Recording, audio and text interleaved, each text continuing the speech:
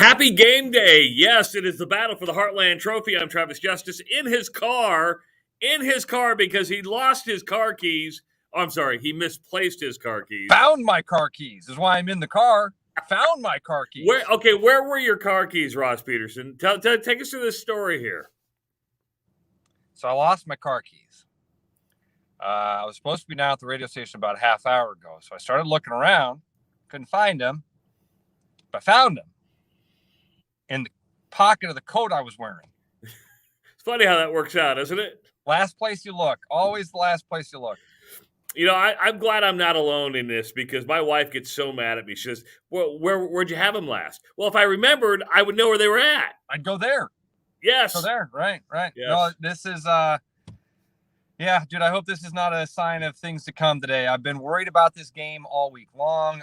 This Wisconsin game is one, even watching Wisconsin struggle all year long, it's one that I've still kind of had circled because I know what these trips to Camp Randall usually consist of. And that's a Wisconsin team that knows how to play Iowa football. They know how to muddy up the game and win in those margins that the Hawkeyes always seem to have success in those against those other Big Ten teams. You know, it's interesting. I put a poll on the Cakes in the Morning Rush Twitter page this past week during the show, and I said if Iowa does not force a turnover against Wisconsin, does Iowa win? 80% said no, Ross. 80%. I'd be in that 80%, Travis. I think that those are the types of things that the Hawkeyes have to do to win this football game. Not necessarily don't have to get a turnover. Special teams, defense pinning back, Torrey Taylor doing something great. Those are the types of things. I mean, I would include kind of all of those into that turnover thing, right? The Hawks can win this game without getting a turnover. But I think that that's where this game, kind of like when we were going into the Iowa State game, we said this game might be one of those situations where the quarterback that makes the least mistakes wins this game. And I like Spencer Petras going against Brock Purdy in that.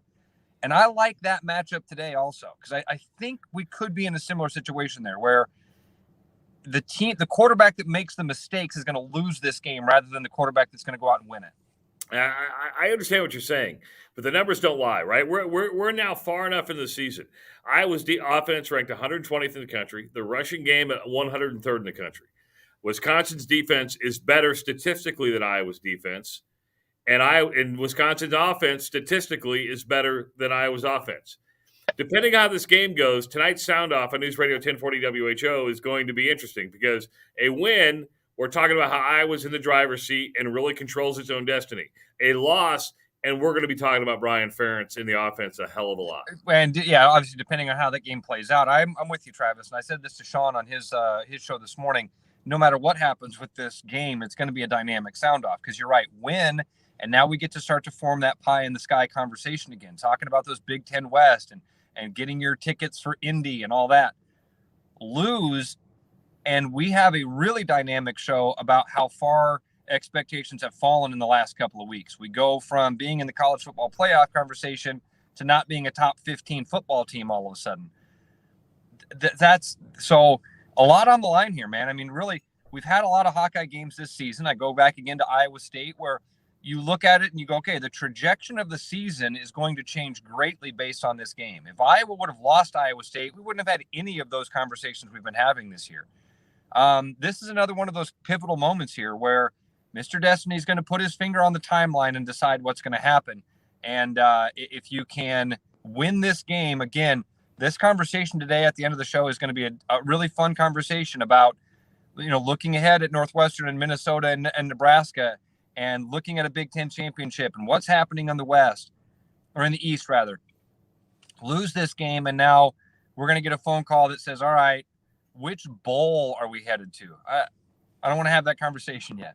95th meeting. This is a trophy game, right? This is the 95th meeting between Wisconsin and Iowa. And Iowa's got some good games, right? I mean, Nebraska's turning into a pretty good heated rivalry. But when we think of rivalries in the Big Ten, it's not quite Michigan-Ohio State. It's not quite maybe Michigan State.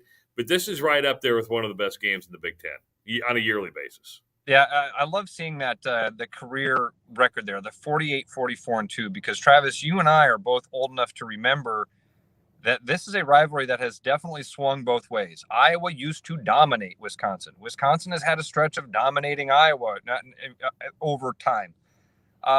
That's why I have zero confidence going into this game. That's why I feel a lot like when you're going into the Purdue. I'm stuck much more on the jersey of Wisconsin rather than the team I've actually seen on the field this year in Wisconsin. Some comments coming in. Ted says Badgers have 0% chance for passing for more than 50 yards. 0. Terry Roberts is in sweat clothes, so you're down Riley Moss and Terry Roberts now. So I don't know if I would put 0% chance on 50 yards of passing. Ted, I love your confidence there. I hope you're right about that. I want to see Wisconsin try to throw the ball like that. I want to see them try to throw the ball for more than 50 yards because I think that the Hawkeyes ball hawk defense can get some turnovers that way. And that goes back to that first point. Hawks get turnovers. They win this football game. They're going to throw for over 50 yards. Let's prepare for that. They're going to throw for more than 50 yards. I would put that number. They won't throw for over 150. And that's fair. I mean, Graham Mertz is a serviceable quarterback, but this game's going to be over in 2 hours. Sean Roberts made the comment that we're going to be on there at like 3:00 because it's just going to be one of those fast, grinded out games. Jason says take the Hawkeyes by 10 in the over. I might take the over. I'm not going to take by the 10. Dan says, does Tyler Goodson get running room to open up the passing game? Here's the deal. No. Wisconsin holds its teams below 100 yards a game. Wisconsin's defense is better than Iowa's defense, and Iowa can't run the football anyway. Offensive line has been the step back that we were hoping, or none of us were expecting or hoping that it would take. What happens this week, though?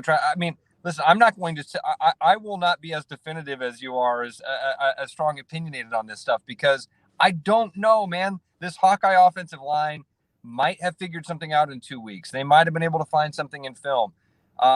You know what the game plan is. We all know what the game plan is. Look at that number right there. Look at that number. I get that, but we all know what the game plan is. Dan knows what the game plan is.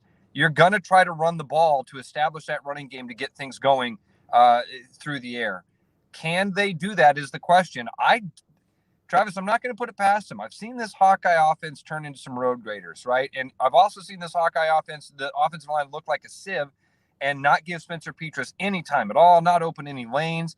That's what I'm afraid happens today. This, as you said, man, this Wisconsin defense is really good. So chances of this Iowa offense just all of a sudden finding its gears. And then what you said something about, Jason said, bet the over and Hawkeyes by 10. Again, love the confidence of Hawkeyes by 10. The over's at 36 on Betfred Sports right now. I don't mind betting the over. A 10-point win would surprise me. Out of the question?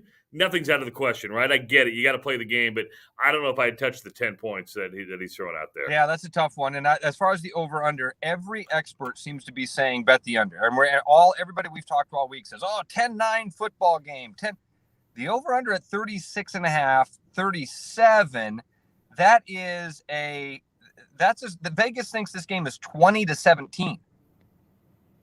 So your buddy Joe Knapp, who says, Ross, my dude, final score 3-2. 8-6. That's my point. There's a lot of people that are saying this game 3-2, 5-4 type of, these silly low scores. Travis, if this game is 14-14 at halftime, it's going to feel like a shootout. I'm kind of with you at that. And we're going to leave it at that. Make sure to listen to the game kicking off on News Radio 1040 WHO in just about 5 or 10 minutes with Gary Dalton. I'm literally, Travis, I'm at 39.20 grand. So if I start leaving now, I'll be there by kickoff. All right. So if you're going to hang, I'm going to take you off the stream then. How's that? Should I take you off the stream? That's fine, yeah, because it's illegal. What I'm about to do is illegal. Okay, so I'm going to take you off the stream then, and I'll remove you, and I'll bring and I got to remove Ross's name then too. Here's the deal. The game's getting ready to kick off. It's going to be on News Radio 1040 WHO. If you can't listen on the radio, it's on ESPN.